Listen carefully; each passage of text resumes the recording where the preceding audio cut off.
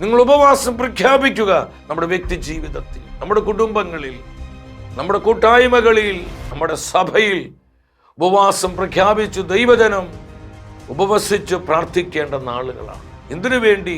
വിശുദ്ധീകരണത്തിനായി, നവീകരണത്തിനായി, ആത്മപകർച്ചയ്ക്കായി നമ്മൾ കണ്ണുനീരോടെ ഉപവസിച്ച് പ്രാർത്ഥിക്കേണ്ട ദിനങ്ങളാണ്.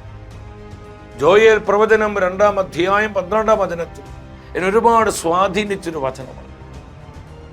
കർത്താവ് അരുളി ചെയ്യുന്നു, വിലാപത്തോടും ഉപവാസത്തോടും നെടുവീർപ്പോടും കൂടെ നിങ്ങൾ എൻ്റെ സന്നിധിയിലേക്ക് മടങ്ങി വരിക.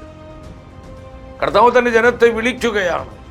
നിങ്ങൾ മടങ്ങി വരിക, റിട്ടേൺ ടു മീ, നിങ്ങൾ എന്നിലേക്ക് വരിക. നമ്മൾ എപ്രകാരമാണ് കർത്താവിലേക്ക് വരേണ്ടത്?